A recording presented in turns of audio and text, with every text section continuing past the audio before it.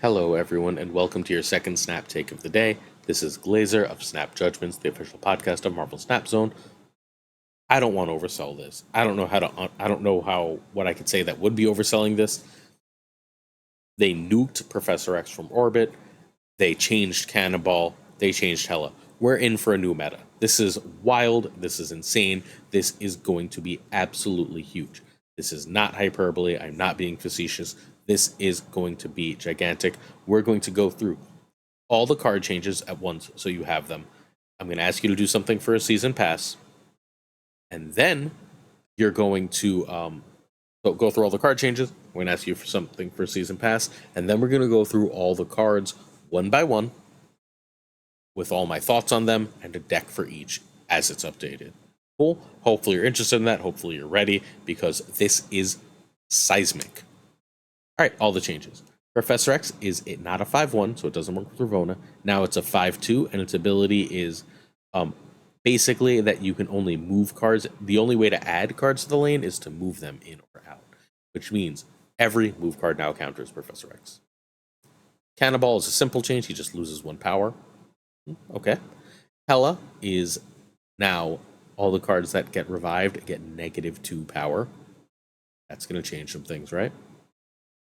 Ebony Blade loses a specific ability. It loses the strength cannot be reduced, so Shadow King can counter it. Red Hulk gets the shocking change. Like, we knew Red Hulk was good, but I didn't even think this was on their radar. It gets 1 extra power, but it now only gets +3, not +4. This is seemingly, at least in part, to give Gilgamesh a push, because Gilgamesh goes from a 5/7 to a 5/9. Guess they're trying to sell that card, huh? Captain America gets his 1 power back that he lost when his ability was changed. He's back to a 3/3. Shauna is up 2 power to a 3/4. That's giant buff. Again, also probably for Gilgamesh. And then we have Stegron, who not only gets an extra power, but now knocks a card 1 to the right. Got it? It's knocking a card 1 to the right. So it's still a random card, but it goes 1 to the right. All right, let's look at all of these one by one. But first, if you would like to win a season pass, if you'd like to win this suddenly really, really important to own Gilgamesh, here's what you do. You tell me what you think my favorite and least favorite changes are in this patch. You can tell me your own also, but you're trying to guess which my favorite and least favorite. Those of you who guess right, I'll put you in the spinner thingy, and one of you will get a season pass. I'll announce it in Thursday's. Excuse me. Today is Thursday. I'll announce it in Sunday's video. All good? All good. All right, Professor X, 5/2. Ongoing. Moving is the only way to add or remove a card from here. Add or remove, which means if you can get into that Professor X lane, you can move things out of there too. But if you can move cards in there, that means that like cards like Annihilus probably work in there. That's wild. That's huge. So let's not bury the lead. I think Professor X is a dead-ass card. There's one home that I think he might have where he's not, which isn't going to be a meta deck. I think they fundamentally said, we don't want this kind of locked in our game. We're done with Professor X. Professor X has existed since global launch, more or less with the same ability. This is the very first change. He's been a meta card since he started showing up in Thanos decks using Time Stone for both him and Spider-Man with Spider-Man's old ability. So he's been a meta card for a bit over a year now, and Second Dinner has had enough, they killed him. So not only does he not work with Ravonna, even with his new ability, he will not work with Ravonna anymore, he's a 5/2. If you try and use him with Cannonball, you're just punching a card into his lane. It will not destroy. The card you bump with Cannonball will just fly into the Professor X lane. You can also just counter him with Nocturne, who's already one of the best cards. Vision, Jeff already could. Nightcrawler, Silk, Spider-Man, Arrow, Stegron. All these cards will sort of do different things with Professor X now than they used to, which is, again, completely wild. Annihilus will move a card under it now, which is going to make Cersei both a little bit better and a little bit worse. One of the reasons you haven't seen Annihilus lately, Annihilus was the best card in Marvel Snap for quite a while, or one of the best cards in Marvel Snap for quite a while. But If you played Sentry, then that your opponent with Professor X was everywhere, just dropped a Professor X in that lane. Well, if Annie can counter that, you don't have that problem anymore. So Cersei's a bit worse because Cersei used to be your answer to that play pattern, where you would just Cersei it and it would change even if they had priority to Professor X happen first. Now you don't need that. But since Cersei goes in a Nihilist decks, you sort of have that answer. Also, if you're not sure what to make of Cersei, I had about 15 of the top players, everyone from W to Lambie to .geo to BBAK, like basically the whole top of the Infinite leaderboard, Safety Blade, Zuns, Sizer, like so many more, few FAK people, give me their initial impressions of Cersei. So check the morning's video if you're curious about Cersei and whether you should open her. I don't think you should listen to any one person, but I think listening to about 10 to 15 of the top players in the world is probably a generally good idea. One of War Machine's main uses, War Machine was severely underwhelming, but one of his main and only uses was countering Professor X. Well, since like 7 cards do that now, he's no longer special. I don't love this. I think that Professor X is dead. I think they hit him awfully hard, but this is the last home for him. The last home, I think, for Professor X is Storm Professor X decks. Your opponent's likely to run a couple move cards to answer Professor X, or just because Jeff and Nocturne are fantastic cards. If you can run Storm and Professor X and sort of force them to make really tough choices while you're putting extra power on the board with cards like Thena and Ms. Marvel and Dr. Doom and so on, you should still be able to win some games. I don't expect this to be meta. I don't even know if this is the exact perfect list. But this had a reasonably high win rate even in current Professor X Hell, so I think it's worth exploration. Cool. This should be at least a fun and reasonable list to try if you really, really want to try Professor X. But honest to God, the right answer, I think, is ditch Professor X completely. Cannonball lost to power. Huge change. Like, genuinely huge change. That extra power on Cannonball is big. Not only because it does it not work with Professor X anymore, but it's no longer quite as big at winning its lane. So this is still probably a lane winner, but it's no longer as dominant as it was. So it's still going to be good with junk, even if it doesn't work with Professor X, and it's still good with like Iron Man cards that go really big. So like you just want to win a lane sword with Cannonball and little power, and then like you punch that into an Iron Man Thena lane, and then you can win that way. His new besties, like Professor X was his bestie, that's why it was Professor Ball, and now it's like Dr. Octopus, so Ockball or Debris Ball, because those will fill up a spot, and you still get the better benefit out of that Cannonball. I don't think he's going to be quite as meta, but I still think he's excellent. So if you bought him, like, I'm a little bit sorry, because I don't know if there's going to be many great decks, but I'm fairly convinced that this is still going to be a meta deck. I think this deck actually got a huge buff. I don't know if Super Scroll's still needed in this, but we'll see. I wouldn't be shocked if some Tribunal stuff came back, given that we'll have less ways to like turn your Tribunal into a rock. But this is the Ava special. I mean, lots of people played it, but Ava, I think, had most success with this version of it, where he was ranked number 1 for a while with it. So this is basically saying I can junk up your crap. I guess Debris should be here over Killmonger, but whatever. Killmonger's here to throw behind Invisible Woman. You basically say, you have all these turns. You're going to fill a bunch of your board. I'm going to Doc Ock one lane. You're going to fill probably another lane. Cannonball can still win the 3rd lane. Sean can still win a lane. Red Hulk still gets big, so on and so forth. US Agent plays in this deck for like a 2-10 billion. It's like crazy power here. So I think this list is still very good. I think this list is probably where you want to play Cannonball. I would not be shocked if this is one of the meta decks going forward. It might take a little while to sort that out, but a version of this is probably going to be one of the best decks, along with Annihilus. My initial like brain pattern, and we're going to talk larger meta thoughts at the end, are Annihilus, this, and Loki are huge winners. Please hit that sub, like, and comment. It would really mean a lot to us. You have to be subbed to win the season pass. I know I didn't say that, but like I'm not going to give it to someone who's not subbed. Come on. So sub, like, comment. We bring you the best and most consistent and thorough Marvel Snap content of anyone. Hit that button. We'd appreciate it. HELA.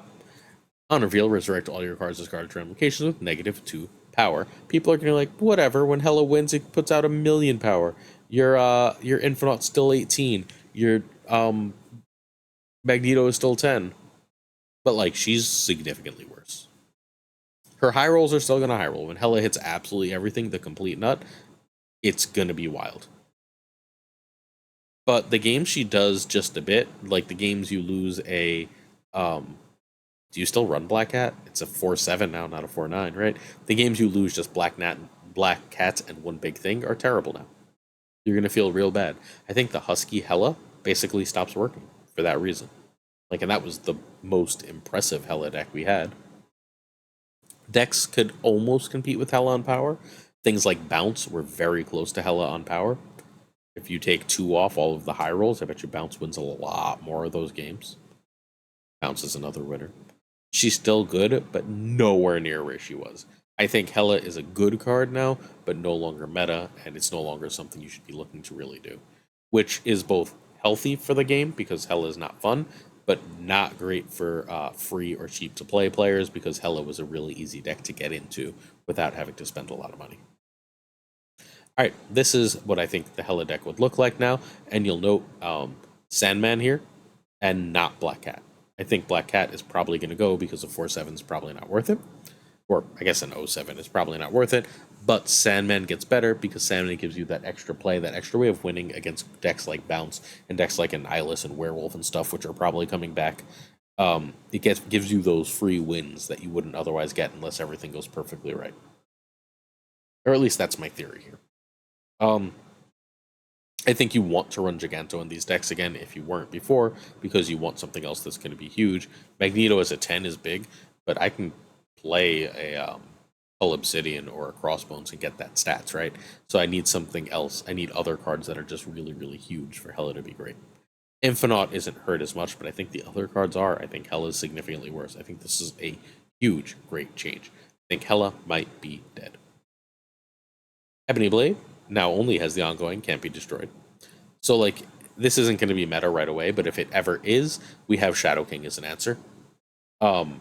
Which is fairly great. It also means you can't, like, discard the shard. If you bring it back, it'll have -2 power. It gives you, like, that less play on locations. I don't know if we needed this. I don't think Black Knight was meta. I think Black Knight was good, but I think pulling off the Black Knight was hard, especially given the presence of cards like Killmonger and Red Guardian. But okay. I think it's still a really good play in the same shells, but the downside has gotten worse. It's going to lose cubes more. Again, I don't think this was totally necessary, but I'm not, like, devastated that they did it. Black Knight still exists. HELA and Black Knight still go together. This has proven itself to be the best build. You can still go completely off with HELA. This is the one place, by the way, you keep Black Cat, I think. Although you're going to be careful with Black Knight. You don't just drop Black Knight cold, lest you draw Black Cat and have to have a less powerful shard than you would like, because you really, really do want a big shard. But this is another way to take a look at the list. Yeah, I don't know. I think that this was an unnecessary change, but not necessarily an unwelcome change. Black Knight is significantly worse, especially because cards like Thena are out, and we should be entering a Shadow King meta. Red Hulk remained the best 6. They finally had enough of it. They said 6/10, and now it's +3, not +4, and the rest of the text is the same. So first, weakening him is good overall. This feels like it's aimed at the why bother with Gilgamesh if I can just put Red Hulk in a deck. Red Hulk's gonna give me the same stats, and I don't have to bother with a bunch of Blue Marvel bullshit. So, like, it's aimed at the group that says that, and the group that says that is basically me. However, he's exactly the same with one trigger. He was a 6/13 previously. Now he'll be a 6/13 with one trigger. And then he's only 1 power less with the second trigger, which is, again, not a huge change. It's the third trigger where it really starts to hurt, and you're not always getting a third trigger, right? Like, a 6/16 is still about as big as you get. That's Destroyer with no downside. 6/19 instead of 6/21 is a big difference. That's where you, like, start to really feel it. But, like, I think you just keep him in your decks. I think he's still the best. I think giving him that extra power basically mitigates this. He's getting the first +4 for free, and then he's just losing 1 power. So I think that he's still probably the best 6. I think that he's worse, but I think that in the majority of games, you're not going to feel it. This is where I'm starting. I found this list as I was screwing around looking for what to do. I was putting the way I found these decks, I usually go to top players, but like I can't like do that, right? Because this is an OTA and we're shocked and this is new.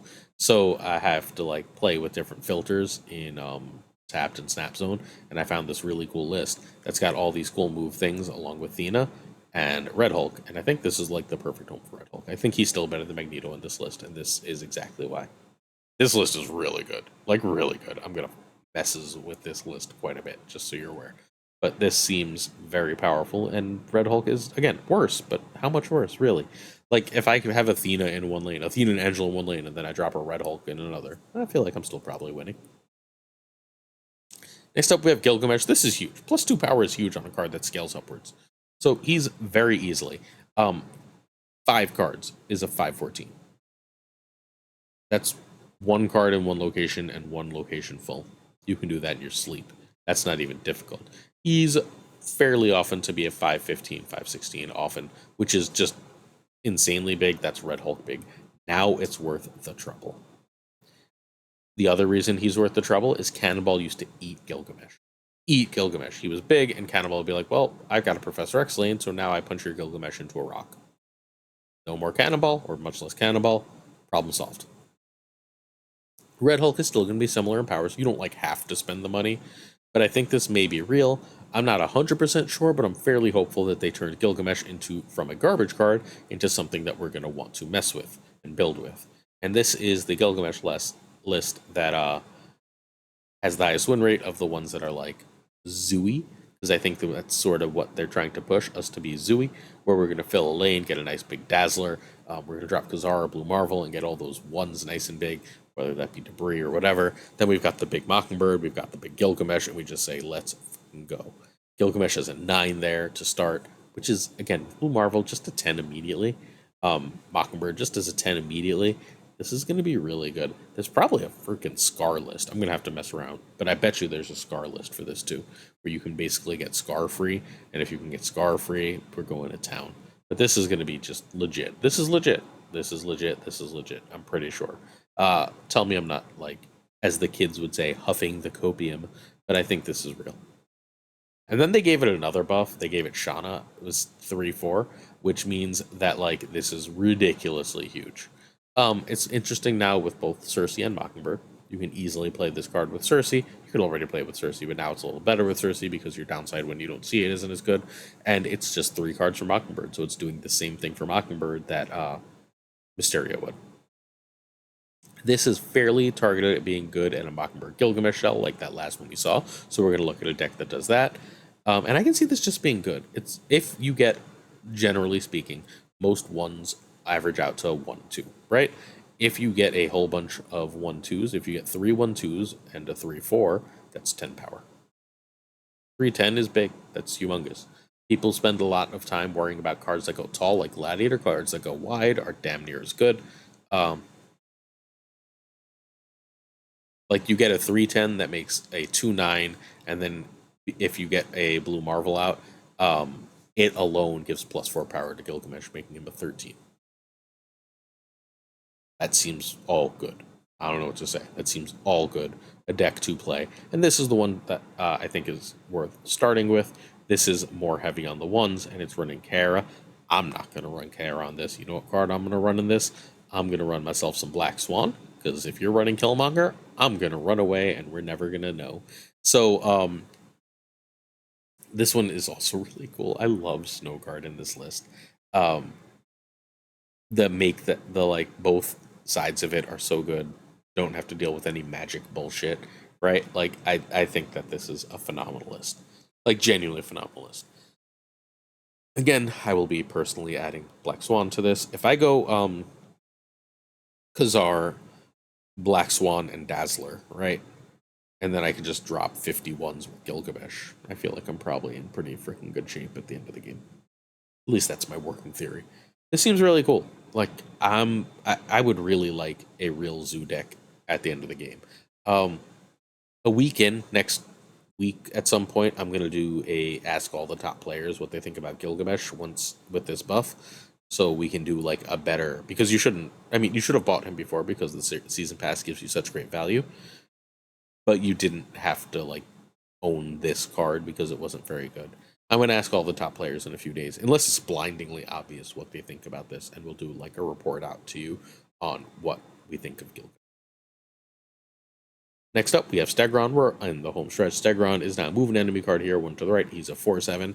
I didn't write this because I didn't think of it, but Cannonball and Stegron in Cerebro 7, question mark, maybe?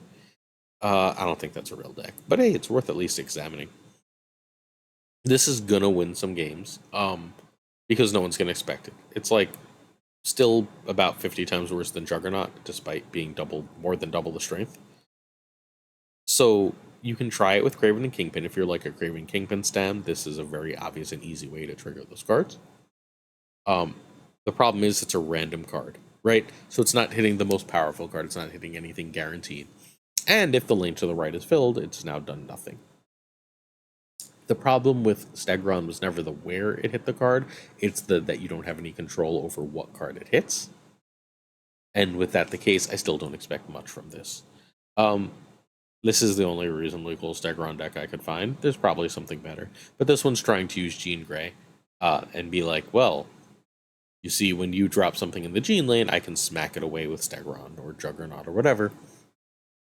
And then you have to spend more time there. I don't think this is super good right now, but like I don't think Stegron's good, so that's sort of where we're landing. Alright, we're finally at Captain America. Steve Rogers, with this last update for Cap, is now a 3/3. He still has the exact same ability of pumping ongoings. So he didn't do it. They thought they were doing that ongoing deck where he wasn't really better than Punisher. Now he's probably better than Punisher, so hey, way to go. I don't think that this is really going to buff that ongoing deck, because the problem isn't Cap. It's that ongoing deck was really great for a meta that didn't play a lot of cards, but now we have Kitty, Angela, and Athena all over the place, and they're going to roll that ongoing deck because they don't give any kind of shit about your Jean Grey, because they're just like, all right, Kitty in that Jean lane, and now I can play a bunch of cards important elsewhere. Cerebro 2 takes a hit because Cap was in a fair number of Cerebro 2 decks as a way to give Cerebro and Mystique exactly 2 power, which no longer works because now they're going to buff him and not the other 2s in the deck, which is not worth the trouble. Yeah, this isn't it, but this is the deck that everyone's been running. Excuse me, usually not Ant-Man. But like, this is the gist of the deck. This is the highest win rate deck in the current meta at Infinite of the versions of this. I don't think this is worth it, straight up. I think this is probably bad. Cool. Alright, so the meta. HELA and Prof Ball are gone. I think they're just gone. I would be shocked if they're still meta forces. Loki is the secret king of the meta. If you haven't played Loki and you have access to it and like it, it might be time to learn it. Let's get that card nerfed, for the love of God, should that cost 5. Annihilus and Junk were the best before. And honestly, I think they're going to be back. I think Annihilus and Junk are going to be the meta. I think this is also likely to make Cersei more viable in both of those decks. So if you like those decks or you want to play the meta, I think Cersei may become a must-buy. We might see more mill because the low, cheap cost package of Athena, Angela, Kitty is going to be like everywhere, and taking pieces out of that with mill seems really good. Like even Yondu seems good. You like Yondu a Kitty and steal their Athena and you're in heaven, right? I think Bounce is going to be one of the best decks and still has potential to be the best deck.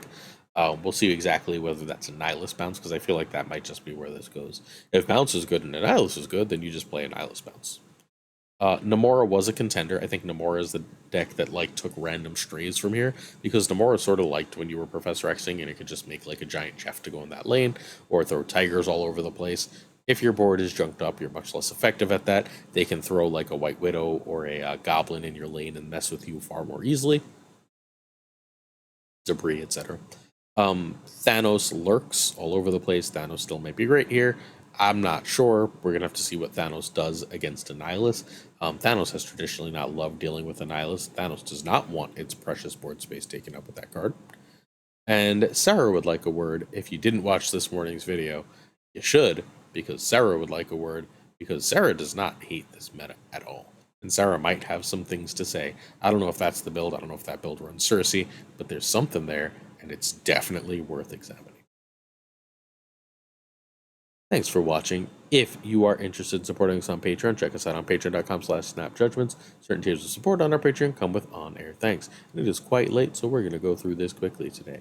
Abigail Gieslam, Mandatory Burnout, Cables, who I saw earlier, irregardless, David G. Wingfield, Direwolf, LAB, FaThorNewman, Good Dog Gamer, This Is the Way, Inc., I Am Frostman, Jane Everett, Jane Nathaniel Ho, Kier Tixley, Koi Ray, Pereiro Frost, Goat Seeker, Denman Falcon, Doc D, Batnik, Goku, Ginger Prime, Philip Ratkovich, Haplo, Kenny Loggins, Rob Silverman, The Bizza, X-Force V and Skippy G, Tommy Nyquist, Snap Judgments League 1 champion, Snap Judgments League Season 1 champion, The King of Bros, Black Dahlia, The Great Kazoo, Jessica Gamble, Ryan Wood, Kev Cihoda, Lunacris, Louis Antonez, Mod Supreme Models, Garth Tater, Remus Atala, Brian Kaufman, Tristan H. Martin, Fuzzy Dunlop, Spectrumix, Hoot, Matt H., Mikey Hijinks, NoFlex, Ocularis, Craig, Starry, Pretty Frickin' Chill, Seamus, Spike Jones, Jonesy, Two Ties, The Pirate King, Tuccrr, The Homie Min, and of course, Gunny T, where the T stands for. Don't forget to win that giveaway, because this shit shook up the meta. Check out our Patreon. Hit that sub. We'll see you tomorrow for another Snap Take with some of the best decks and weekend mission decks. Peace.